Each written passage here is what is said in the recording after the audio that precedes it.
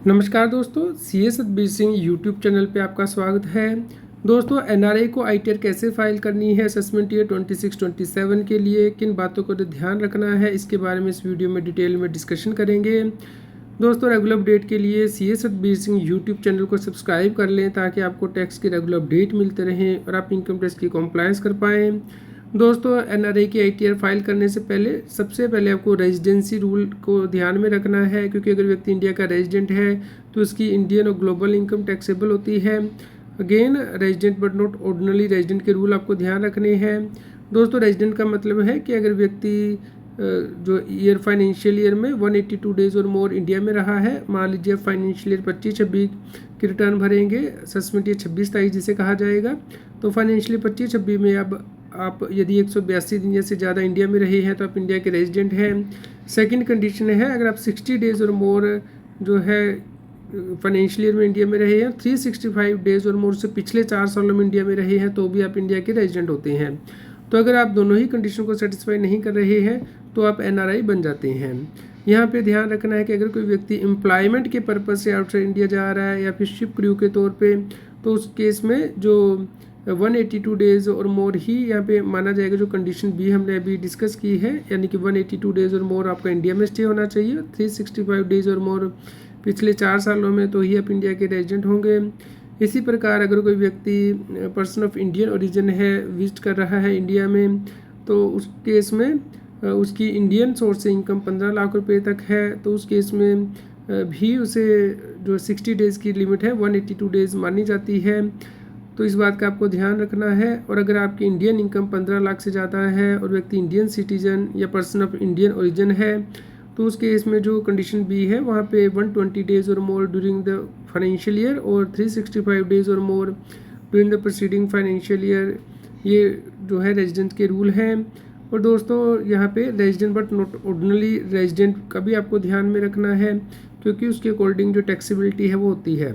तो deemed residency rule सरकार ने लागू किए थे कि अगर कोई व्यक्ति इंडियन सिटीजन है और या पर्सन ऑफ इंडियन ओरिजिन है और उसकी 15 लाख से ज़्यादा इनकम है, तो वो deem to be resident in India माना जाता है।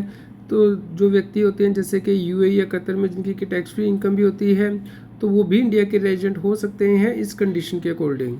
दोस्तों, जो क्रिटिकल डेडलाइन है एनआरआई के लिए वो ध्यान रखनी है कि 31 जुलाई 2026 आईटीआर 2 के लिए, 31 अगस्त 2026 आईटीआर 3 के लिए, तो दोस्तों 31 दिसंबर 2026 बिलेटेड रिटर्न के लिए और 31 मार्च 2027 रिवाइज्ड रिटर्न के लिए। दोस्तों, इनकम टैक्स स्लैब रेट क्या है एनआरआईज के लिए? एनआरआई को भी बाय डिफ़ॉल्ट नई रजीम मिलती है। अगर वो चाहे तो जब रिटर्न फाइल कर रहा है उस वक्त तो ओल्ड रजीम ले सकता है। नई रजीम के जो स्लैब रेट हैं असेसमेंट ईयर 26-27 के, वो आप देख सकते हैं। 4 लाख रुपए तक नील, 4 लाख से 8 लाख तक 5%, 8 से 12 लाख तक 10%, 12 से 16 तक 15%, 16 से ऊपर 20 लाख तक 20%, 20 से ऊपर 24 लाख तक 25% और उससे ऊपर की इनकम पे 30% है। अगर वो चाहे तो ओल्ड रजीम भी ले सकता है एनआरआई। उस केस में जो स्लैब रेट है वो 2.5 लाख तक नील, 2.5 से 5 लाख तक 5%, 5 से 10 लाख तक 20%, उससे ऊपर 30% है। दोस्तों, यहाँ पे सरचार्ज भी एप्लीकेबल होता है। अगर आपकी इनकम 4 लाख तक है तो नील सरचार्ज है, 4 लाख से 1 करोड़ तक 10%, 1 करोड़ से 2 करोड़ तक 15%, 2 करोड़ से 5 करोड़ तक 25%, 5 करोड़ से ऊपर 25% या 37%, डिपेंड करेगा कि आप ओल्ड रजीम ले रहे हैं या फिर न्यू रजीम। न्यू रजीम में 5 करोड़ से ऊपर टैक्स कम है सरचार्ज का। दोस्तों, इसके अलावा एजुकेशन सेस आपको 4% एक्स्ट्रा पे करना होता है, जो कि टैक्स प्लस सरचार्ज के ऊपर लगता है। एनआरआई जो होते हैं वो आईटीआर 1 नहीं फाइल कर सकते, उन्हें या तो आईटीआर 2 फाइल करनी है अगर उनकी मान लीजिए हाउस प्रॉपर्टी से इनकम है, कैपिटल गेन है, या फिर आईटीआर 3 फाइल करनी है अगर उनका कोई बिजनेस एंड प्रोफेशन भी है। दोस्तों, जो रिबेट है अंडर 87A वो भी एनआरआई को नहीं मिलती है। तो 12 लाख रुपए तक नॉर्मली इंडियन रेजिडेंट की इनकम एग्जम्प्ट रहती है, लेकिन अगर व्यक्ति नॉन रेजिडेंट बन जाता है तो उस केस में उसे टैक्स देना है। 4 लाख से ऊपर की इनकम पे उसे कोई रिबेट नहीं मिलती है।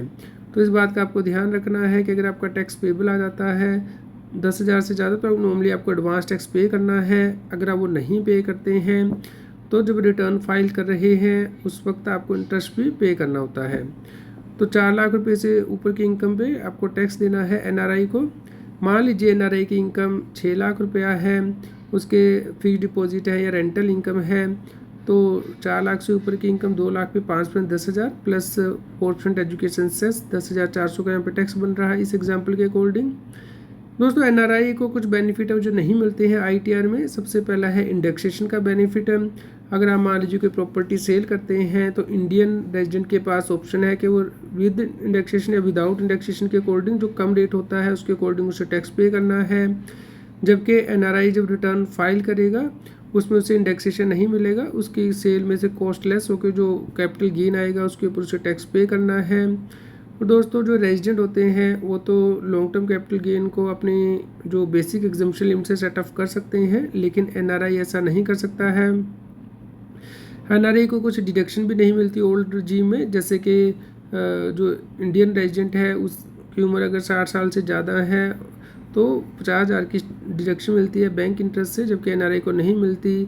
इसी प्रकार मेडिक्लेम टैक्स 80DD के जो खर्चे हैं वो आपको नहीं मिलते हैं, और 80DD-B के खर्चे एनआरआई को नहीं मिलते। 80U के जो सेल्फ डिसेबिलिटी के बेनिफिट हैं। दोस्तों अगर आप 80C की बात करते हैं तो एनआरआई जो है वो पीपीएफ अकाउंट में इन्वेस्ट नहीं कर सकता है, नेशनल सेविंग सर्टिफिकेट में नहीं इन्वेस्ट कर सकता है, पोस्ट ऑफिस 5 साल के डिपॉजिट में नहीं कर सकता, सीनियर सिटीजन सेविंग स्कीम से नहीं कर सकता है, तो ये बेनिफिट उसे नहीं मिलते हैं। दोस्तों आपको आईटीआर फाइल करनी है, आईटीआर 2 या आईटीआर 3 एनआरआई के लिए।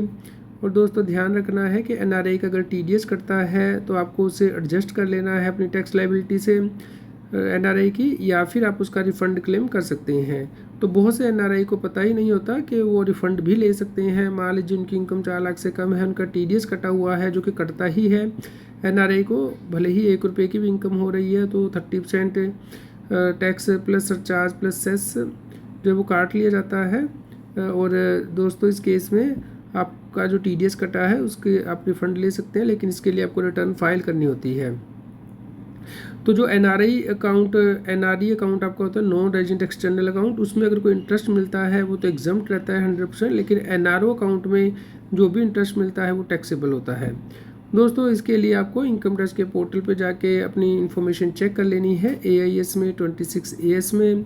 और अगर दोस्तों आपकी इनकम टैक्सेबल है आ रही है तो आप रिटर्न जरूर फाइल करें अगर आपका टीडीएस कटा है, ताकि आप रिफ़ंड क्लेम कर सकें या फिर बाद में आपको नोटिस ना आए।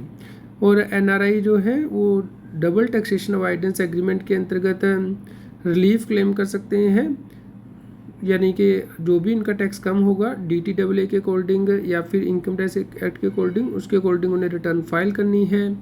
दोस्तों इस आर्टिकल का लिंक मैंने इस वीडियो के डिस्क्रिप्शन में दे दिया है तो और कमेंट में पिन कर दिया है, आप उसे ज़रूर चेक करें। अगर आपको ये वीडियो पसंद आई हो तो लाइक ज़रूर क्लिक करें और सभी लोगों के साथ शेयर करें। रेगुलर अपडेट के लिए CS Satbir Singh YouTube channel को सब्सक्राइब कर लें।